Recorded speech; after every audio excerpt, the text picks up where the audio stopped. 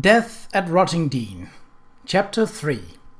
At Brighton the lanes remain much as they were in the 18th century, when goods were landed on the beach and carried straight up for sale and distribution from shops and inns among the winding alleys and narrow courtyards. The old Ship Hotel nearby has changed little since the days of George IV's coronation in 1821, when it was the scene of an admirable bit of smuggling opportunism.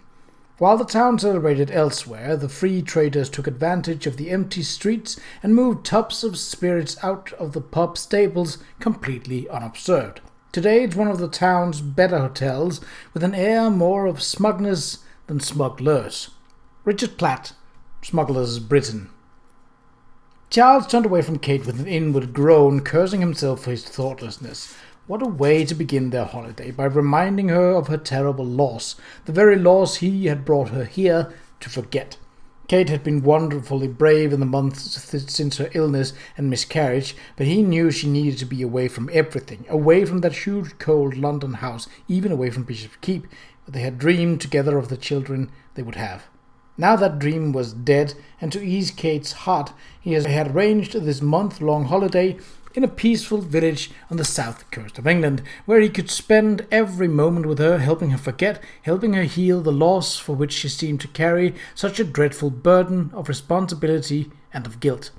These were the topics he found difficult to discuss, but then Charles, like most men he knew, could not speak easily about the things that were closest to him. On their wedding night, Kate had run a finger over one of the wide scars on his bare chest. When she asked about it, he said only that he had been in a tight spot in the Sudan, and gently silenced her. She had understood that it was a matter that he did not wish to discuss, and though they slept in each other's arms every night, she had never mentioned the scars again. The moment never arose when he could tell her how it was that he had lived, and all of his men had died, that he had been rewarded with a knighthood for his bravery, while their courage had been forgotten, and how sad he still felt about those things. In fact, he had been to India to convey his condolences to the parents of his young sergeant when Rudyard Kipling, then the eager new assistant editor of the Civil and Military Gazette, had heard a rumor of the affair and sought him out. He could not talk of it to Kipling either.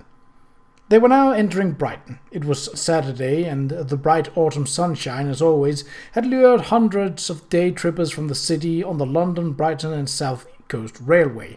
Working-class families dressed in their best, they came to listen to a concert on the lawns near the Metropole hotels, or stroll along the seafront promenade and laugh at the banjo-playing black-faced minstrels in their striped blazers and straw boaters. They joined the crowds visiting West Pier and the Aquarium and the new Palace Pier, scheduled to open next year. Or they rode in horse-drawn buses to the neighbouring seaside resorts of Rottingdean and Hove, or boarded a paddle-wheeled pleasure steamer for a trip to the Isle of Wight. Brighton had its own fine society, of course, led by the Duchess of Fife, who was frequently visited by her father, the Prince of Wales, and the two wealthy Sassoon brothers, both bankers. The Brighton season began in October and lasted through March, with the theatre, the opera, and the hunt providing abundant entertainment. The Pleasure City might not be the brilliant social centre it had been when the monarchy came regularly to town, but it still had plenty of life, and far, far too much traffic. "Be careful, Kate," Charles cried as a horse-drawn brewer's wagon pulled out directly in front of them. Momentarily distracted from her driving, Kate had turned her head to stare at a bizarre cluster of buildings on the right with a gaudy oriental facade, Moorish trellises, fantastic onion-shaped domes, and dozens of minarets. Now she braked hard and Charles pitched forward. I'm sorry, are you all right?" she said. But she was beginning to giggle. "Is that the Royal Pavilion? It looks like something out of the Arabian Nights." "That's it," Charles said, resettling his goggles. "Quite something, isn't it?" "Words can't begin to describe it," Kate said wonderingly. "Whoever built it must have been crazy, and very, very rich." "Yes, to both. I've always thought of the damned thing as a monument to royal excess. Now the place belongs to the town of Brighton. It's the first stop for day-trippers just off the train." He pointed to a heedless, noisy crowd crossing the cobbled street in front of them and pausing to stare at the motor car. "Watch out for that lot."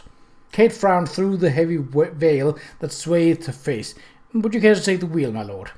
Charles smiled and shook his head. To tell the truth, he was quite proud of the fact that she was a better driver than he was, and certainly a fearless one with a calm, even temperament that enabled her to meet every vehicular crisis with aplomb. He would change the tires, add petrol when necessary, and lend a shoulder when they found themselves stuck in the mud, but he was content to let her drive when they went somewhere together. "Thank you, no, my dear," he said mildly. "You are managing very well. Forgive me if I seem critical. The old ship is only a little farther." They arrived without further incident at the hotel, one of the oldest in the city, and were shown to a table in the elegantly appointed dining room. After they ordered, Charles excused himself and went in search of his manservant Lawrence, whom he found sitting over a steak and kidney pie in the tap room with his wife Amelia, Kate's personal maid. The two servants had come down on the train with the boxes and cases, and Lawrence had hired a gig for the 3-mile drive east along the coast to Rottingdean, to the house they had taken for the month.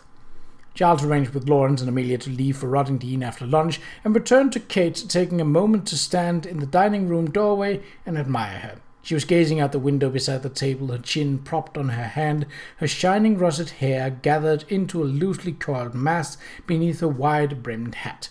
Her face, which was too firm-featured to be thought beautiful, was quiet and reflective, and Charles was glad to see that colour in her cheeks was brighter than it had been for some time. The bodice of her dark blue motoring dress fit neatly, showing firm, rounded breasts, and her waist was slim enough, in spite of her refusal to submit to what she called the torture of the corset. In fact, his wife held rather firm opinions about rational dress, and delighted in scandalizing people with her split cycling skirts and the knee-length costume in which she played at tennis. Charles pulled out his chair and sat down. "You're pensive," he said, and took her gloved hand in his. She turned to him with a bright smile. "I was just thinking how wonderful it will be to have you all to myself, my dear, after the turmoil of the last few months. We've been so little together, and I have missed you." She squeezed his hand. "Dreadfully." "I had not known the Parliament would take so much of my time," Charles said. "I believed myself well informed about matters of government, but I found it very hard to untangle all that business about the voluntary schools bill." He sighed. No one else seemed to have difficulty understanding it. "That's because none of the other lords was paying attention," Kate said tartly, and it was a very vexed manner, all tangled up with local and church politics, and she was interrupted by a tall, slender man with a moustache and a neat salt-and-pepper beard, wearing grey kid gloves, an impeccable grey coat, and striped tie. He saluted Charles. "Hello, Sheridan," the man said, bowing over his hat. "How delightful to see you here. I hope you have come to stay for a while." "Arthur Sassoon," Charles exclaimed, standing, and introduced him to Kate. The Sassoon brothers, Arthur and Reuben, were among Brighton's wealthiest residents, and Arthur, who lived in Hove, just to the west of Brighton proper, had been a close friend of the Prince of Wales for many years. They were both members of the notorious Marlborough house set, sometimes called the Marlborough Banditti because of their high jinks. Sassoon bowed to Kate. "Where in Brighton are you staying, Lady Sheridan?" "We're not in Brighton," Kate said. "We are in Rottingdean." She gestured to an empty chair. "Won't you please join us?" "Thank you, no," Sassoon said regretfully. "My carriage is waiting. I'm on my way to call on the Duchess. You will be in Rottingdean for some time." 3 weeks, Charles said. "We've come for a quiet seaside holiday. The last few months have been wearing." "Ah, yes, quaint little Rottingdean." Sassoon raised one eyebrow, amused. "Quite a rustic retreat, most attractive and most relaxing, known for the innocent charms of the downs and the seashore. You shall find a few temptations there, I promise you, and even less excitement." He smiled. "But I trust you can make the time for an evening at my home in King's Gardens, Lord Charles. The Prince will be there next Tuesday, and I should be most gratified if you would agree to attend my party." He bowed apologetically to Kate. "A men's evening, quite informal, with cards and general revelry." To Charles he added, "Rudyard Kipling has agreed to join us. You know, do you, that he is staying in Rottingdean?" "Thank you for the invitation," Charles said. "It is very kind of you to include me, but I have promised my wife that this holiday—" Kate put out her hand, stopping him. "Of course you will accept," she said firmly. "What is one evening when we have so many lovely ones waiting for us?" Sassoon smiled. "Generously spoken, Lady Sheridan. So it's settled. Tuesday next, at 7. And remember, we are very informal. His Royal Highness insists." He bowed again. "Since you are in search of quiet, I am sure you will enjoy your stay at Rottingdean. Nothing ever happens there."